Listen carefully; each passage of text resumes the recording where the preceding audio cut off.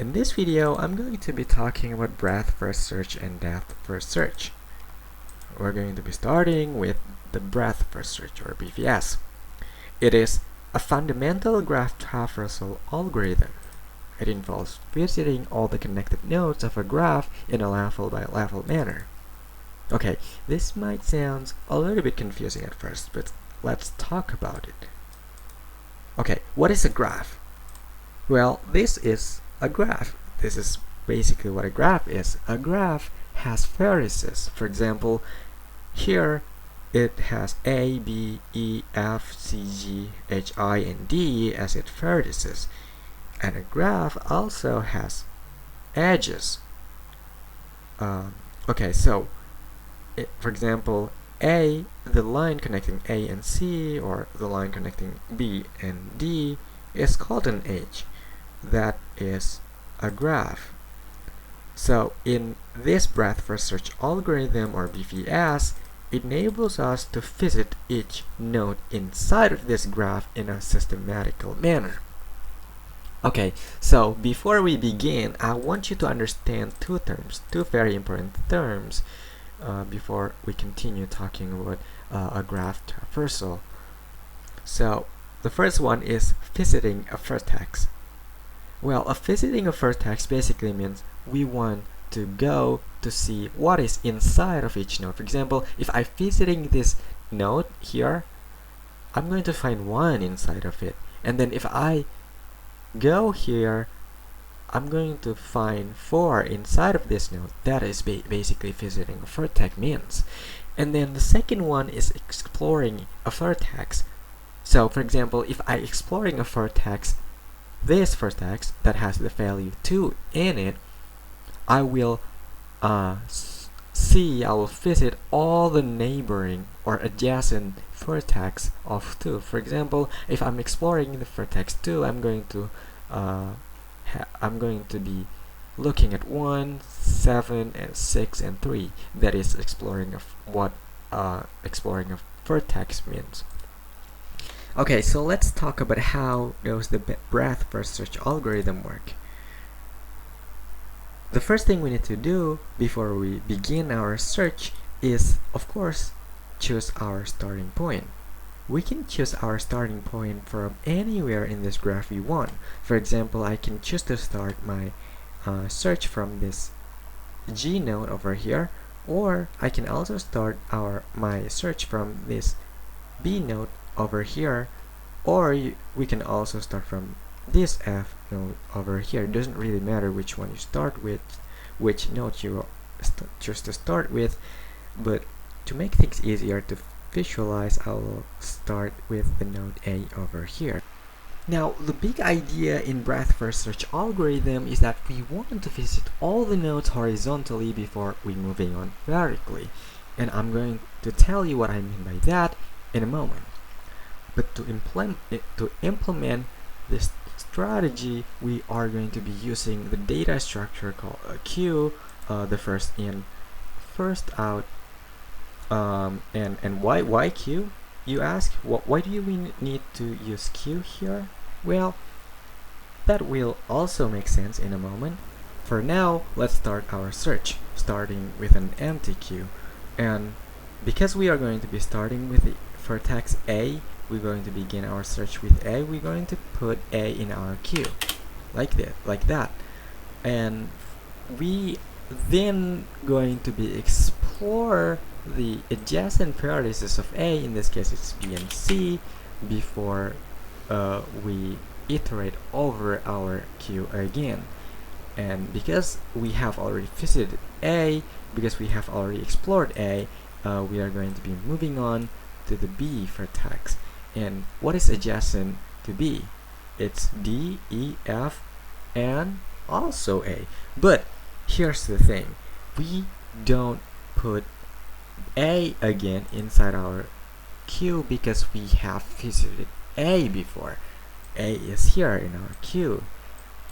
Well, we have already popped off A actually, so let's just delete that. And why we do not want to include A in our queue again? Because we have already visited A. That is the rule of breadth first search. We don't want to visit at the same node twice. Now we have D, E, F that are unvisited before, so we're going to put that in our queue, and then we are going to be popping off this B over here, and then we move on to C, and C has one adjacent vertex, so we put G inside. So this, and then we're going to continue with the C. C doesn't have well, C, we're going to be popping off C, and then we have D here. D doesn't have adjacent unvisited vertex, so we're going to just pop up D, and then E is the same. E doesn't have adjacent vertex, and then we're going to go to F, and F do have one adjacent vertex, that is H, so we put H here, and then we pop off B, F, and then G has one, so we put E, the adjacent vertex of G, and then we pop off G, and then H doesn't have anymore, doesn't have adjacent vertex, so we pop off H, and I also doesn't have adjacent vertex, so we pop off I. We have talked about how does the breadth first search algorithm work. Now we are going to move on talking about the depth first search algorithm. We're going to be using the same graph here, and we are also going to be starting with the vertex A, but this time we are going to be using the depth first search algorithm. Okay, so in the depth first search algorithm, instead of using a queue, we are going to be using a stack. As for why we're going to be using a stack for the depth first search algorithm, it's going to make sense once we start our search. So let's just start our search. We begin with an empty stack. We put A inside of our empty stack because we are going to choose A as our starting point, and then we explore the A.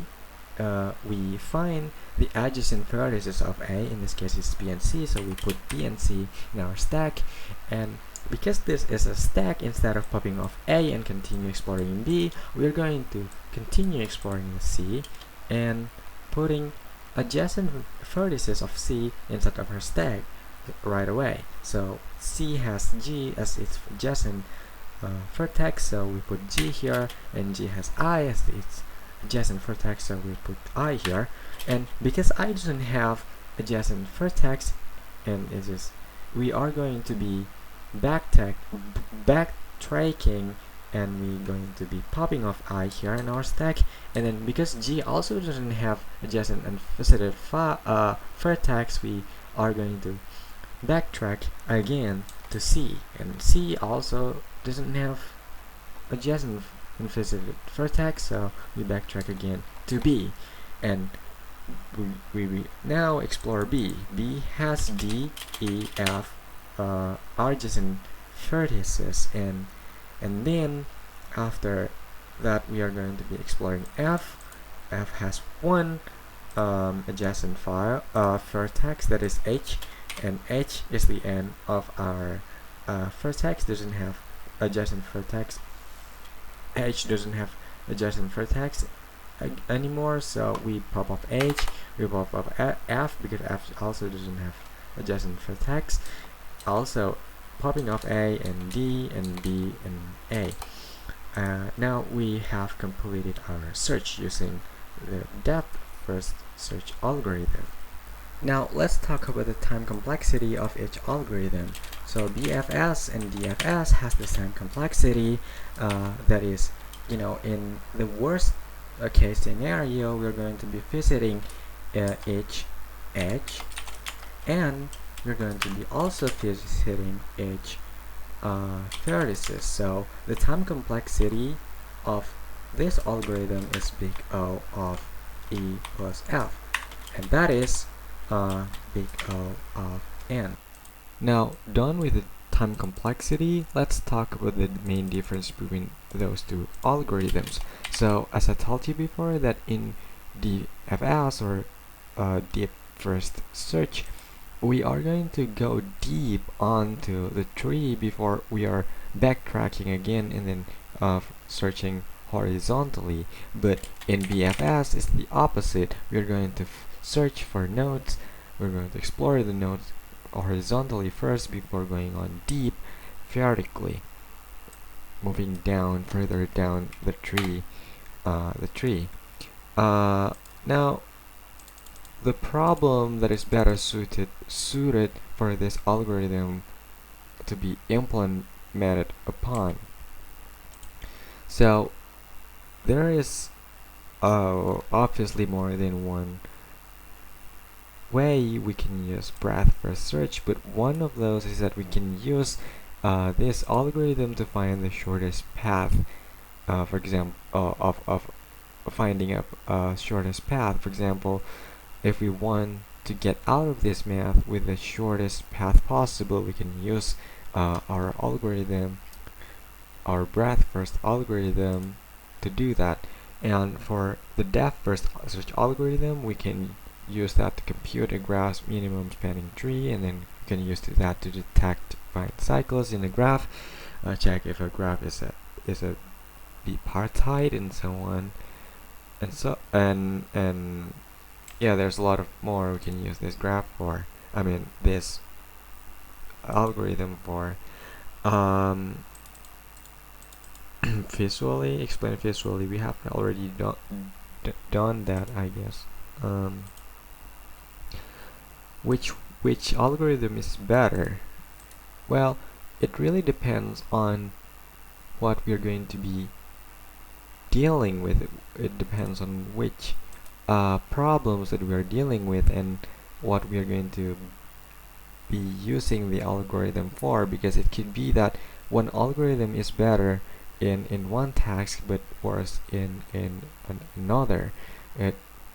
But overall, I think I would say that these two algorithms, they are equally good. It depends on the use case. It depends on the problems that you're facing that you want to be using this algorithm for. Done. Maybe I'm going to put a reference in my video description. Maybe. Alright. Yeah. I see. I think this is going to be the end of my video here. Thank you very much for watching.